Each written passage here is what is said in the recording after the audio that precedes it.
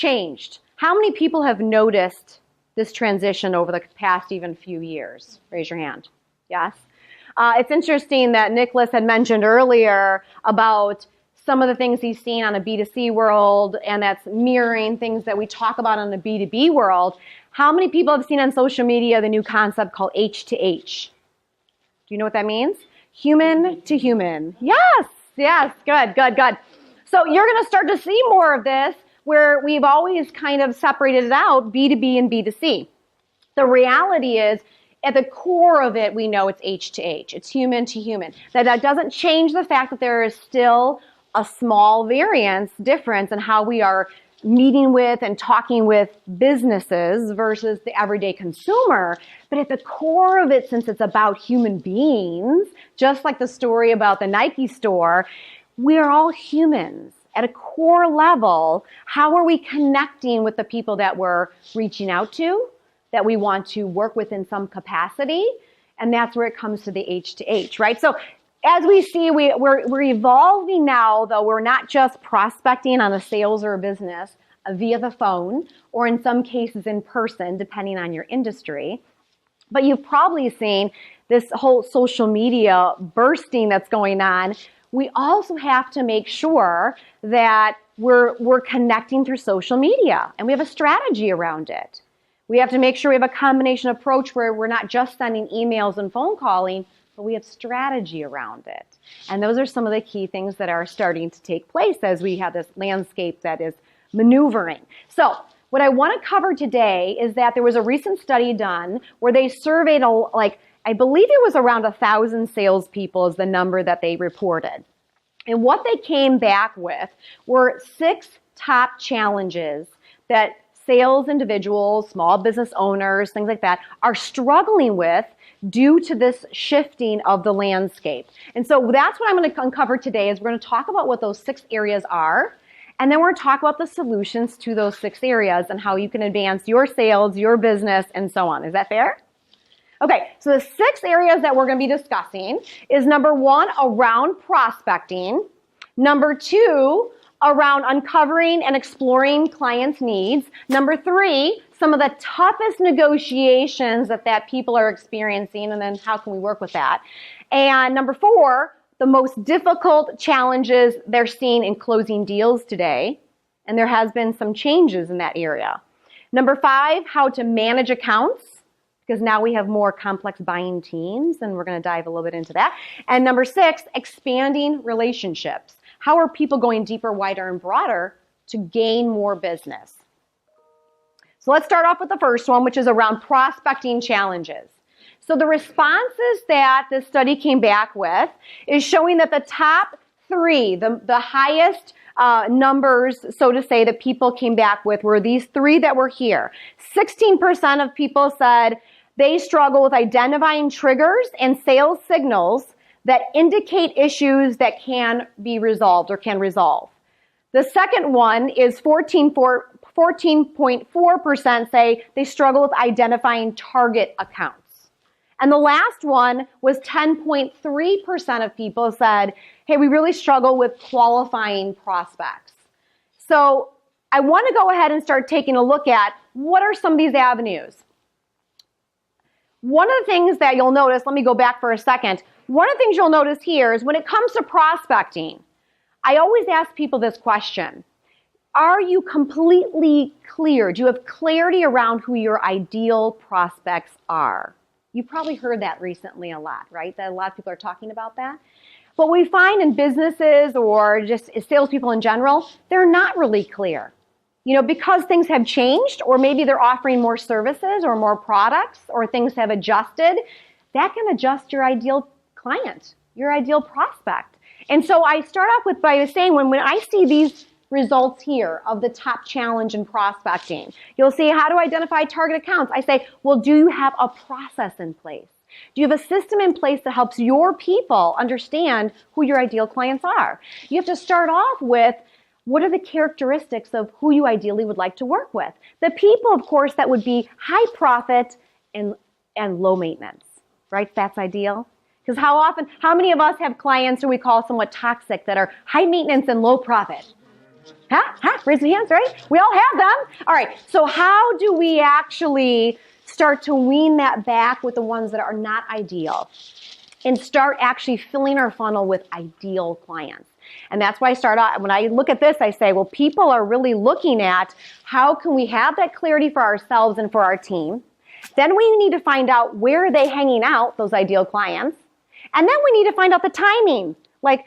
So I direct you towards that as I go into this next slide, because that kind of escalates, in my opinion, all the way up to the highest percentage of what they found. And that was people are saying, okay, maybe we are getting the clarity, even though we still struggle a little bit with it. Maybe we are getting a little bit of, are they qualified? So if you have the characteristics of what you know is ideal, there are databases that are even free out there, Reference USA, Hoovers.com. Hoovers, I think you have to pay a subscription to. But Reference USA, you can actually access through your public library at no charge, just with a library card. And it's brilliant. We have instructions on how to do that if any of you need help afterwards. But you literally go in and you just select the filters that you want to grab your data from for geographical areas. And you select what's called pre-qualifying criteria that brings you a list of people that you want to speak with that you already know is ideal. So now you identified the clarity on that. You've also gone ahead and looked for where they hang out or how to reach them. And then it goes to this highest one of triggers. Now, what in the world is triggers? That's what I want to spend the time on for that. And the triggers is this. People say it's all about the timing. You know, have you ever gone and talked to a prospect and they said, oh, we just made a decision in that area? Have you ever experienced that? Yes? I better get some nodding here, some raise of hands. This is like everybody, okay? So don't act like you're the only one in the room. Okay, so the triggers are the timing. How do we make sure that we're reaching the people before they make a decision? And when are they making a decision? And that comes to triggers. So what are triggers? Triggers have internal triggers and external triggers. Internal triggers is when something changes. It's focused around a change in an organization that creates an opportunity. That's what a trigger ultimately is. And it's about timing. So an internal trigger could be people change positions. Someone leaves a company that has a key role in a complex buying team, and someone joins them for a new time. So that could be an example of an internal trigger, movement of people.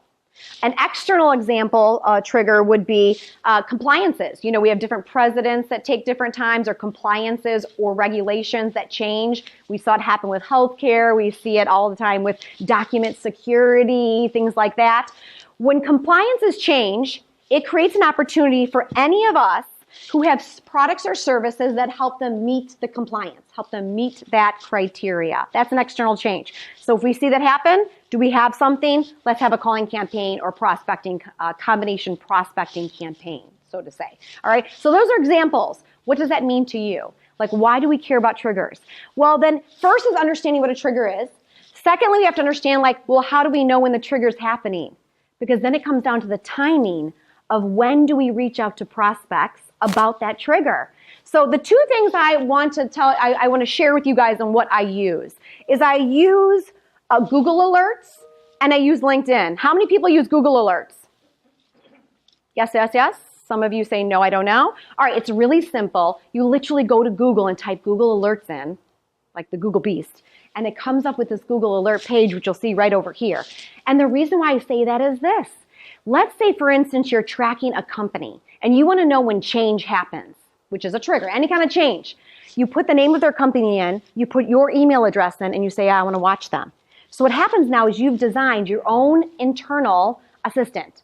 Every time Google, the beast of Google, comes up with a change that company has done, it's a press release announcement, or it could be something about they announce a change in positions for someone, or maybe they're expanding, whatever it may be. You get an email directly to you saying, alert, alert, this has happened inside this company now. So now you have this window of opportunity that you have to go ahead and contact them and connect and make something happen. So Google Alert is great. Now LinkedIn is another one, as we all know, and that's kind of a hot thing that people are talking about. And the difference with LinkedIn is it can be, in some cases, it could be passive. The everyday LinkedIn. I'm not necessarily talking about outwardly going out and using Sales Navigator. I'm talking about just if you have people that post changes of job changes, right? So you can use LinkedIn on that. Now, why is this important? Here's the statistics. When management changes, they are 10 times more likely to change vendors. They are 80% of new management spends money in the first 90 days.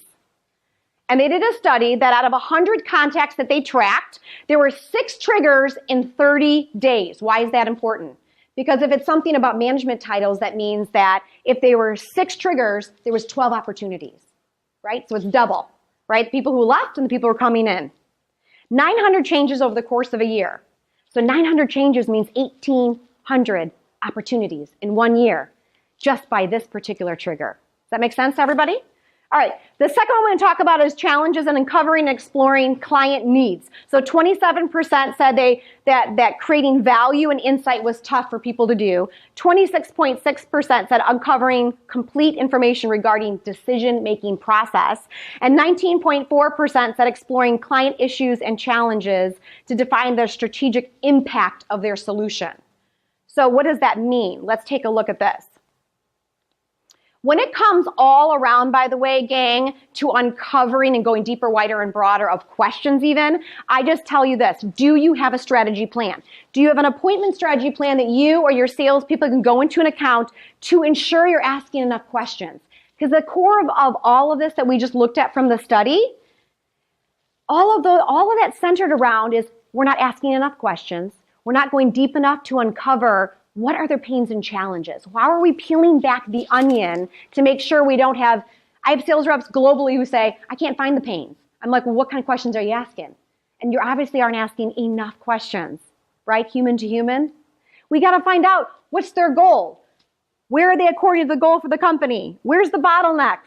We all know how this goes, but we're not asking enough questions. So make sure that you have an appointment strategy template plan so it reminds you that when you get off on a tangent or your client gets off on a tangent, bring it back and make sure you ask all the questions that you need to ask. Make sure you're uncovering their current situation, their ideal situation, and the decision-making process. And the decision-making process, by the way, gang, is where I feel that sales reps go into the deep, dark pit of despair. They just don't ask it. Why? They're scared of confrontation. Oh my gosh, what if someone doesn't want to tell them how they make decisions? Get over it. I say, if you can't ask a question on their decision-making process, go get a different job. Don't be in sales, right? I mean, you have to ask the tough questions. Who's all involved in making the decisions? What's the decision-making process look like? Were you involved in the process last time? Is there a time frame you need to make this decision by? And if not, let's talk about that. You have to set the scene first before we even go into some of these other challenges you see. They're all tied in. All right, the third one, toughest negotiation challenges. Almost 30% said they struggle with gaining higher prices. 21% said handling adversarial negotiations, like complicated negotiations. And almost 20% said customers who continue to reopen the negotiation, like want to keep negotiating. So how do you handle this? Well, first of all, you have to have just ways to coach your people on how to hold value. And remember what we just talked about a minute ago? If you ask the questions and dive deep enough into their current ideal and decision-making process, and you really ask the questions about decision-making process, you can find out what's valuable and important to them. You can find out how do they make decisions? What's critical for them? What's the big driver? What is it gonna be or take to make a change? Well, that holds value. And then you can come to the table and say, your team, and you have to make sure you and your team know, what's my differentiators? How am I different than everybody else out there? Because if I know how I'm different and I'm building that along the way so it's not a commodity sale, well, then you're building value. Then at the end of the day, it doesn't take skill to drop your drawers in price. It takes skill to hold your value, right? Okay, number 4, closing deals. Most difficult challenge in closing deals. Almost 50% said competing against a low-cost provider. Almost 15% competing value propositions, and 8.4 with creating a compelling case for change in order to avoid a no decision. So let's talk about closing. Well, the first and foremost one is just knowing that you have a system, knowing that you have a process in place to handle objections, right? I mean, that's like the given. Are you making sure you are acknowledging the objection? Are you actually isolating it? Are you actually clarifying it? And are you actually problem solving it, right? That's the basic of every sales thing on objection. So the reality here when it comes to price, though, is we know that it's about price, quality, and service. So ask them what's important in order of priority. What's the number one priority for them? It's price, quality, or service. If they say price, well, they have to understand clearly that they have to give up something somewhere else. They want the lowest price, they're not going to get the highest quality, they're not going to get the best service because it costs something. And if you're talking to the right level, that's what I tell salespeople. Are you talking to the right people? Because if you're talking to the right people, guess what? They care, right? And so we have to make sure they're holding the value and they're doing the order of priority. And also having clarity on that value proposition. And making sure you know that what's the business driver, what are measurable metrics that you've actually helped with results for other companies. Name drop them. Who have you helped? How have you helped them? And showing movement on working with you. And then that creates a sense of urgency. So again, if you asked about the decision-making process before, like what's their process? Do they have a reason of when they want to make a decision and by when? You're creating urgency. All right, 5. Biggest challenge in managing accounts. 27% said finding ways to add relevant value for various stakeholders. 24, balancing sales and relationships. And 19 is addressing problems and complaints. So really at the core of this, what it comes down to is the psychology of the buyer gang. We go through an extensive process with the people who work with us to talk about the 5-step process to increase trust and build superior relationships. We talk about the awareness of how to understand your buyers, how to identify their behaviors, which then therefore tells you, it helps you to understand how are your customers wired. If you understand how your customers are wired, then you start to understand what's their priorities. If you understand their priorities, then you have to look and say, how am I wired? Do I match with them and we get along great? Do I hit heads with them because we're totally the opposite? But if you start to understand the psychology of the buyer here, you can communicate with them at a whole new level. You can connect with them and communicate to them what's important to them, not so much which is important to us. And that's how you start to tie it together. And that way you can start to build more value. You can keep balance between going after net new business and doing client surveys at least every quarter or quarterly reviews with your clients that you have now. So there's a balance between net new and current. And also it's a better way to handle complaints internally inside a company, as well as it also helps you to handle complaints from clients. Because if you understand the core of what drives them, you might understand what pissed them off. And then you can communicate to them in a way that's productive. All right? And last but not least, we've got expanding relationships. So the biggest challenges in this area, 25% is cross-selling, 23% is providing insights and challenges for the client, and also 21 is aging products. So really at the core of the level of this last challenge that people experience, is I ask people, do you have a plan to go deeper, wider, and broader? And this is one of the tools that we use here. It's called a customer strategy tactical map.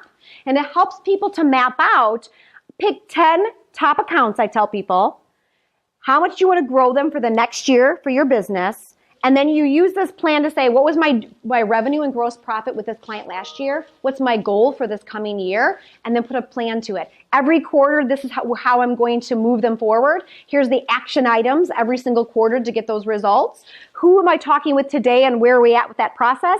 Who in the company do I not know yet, but I know is critical for going deeper, wider, broader? Put those names down and put a plan to that. So it helps you track at a company-wide level and gives you a blueprint on how to actually advance the business. So overall concerns here in the big picture is how are you helping your teams?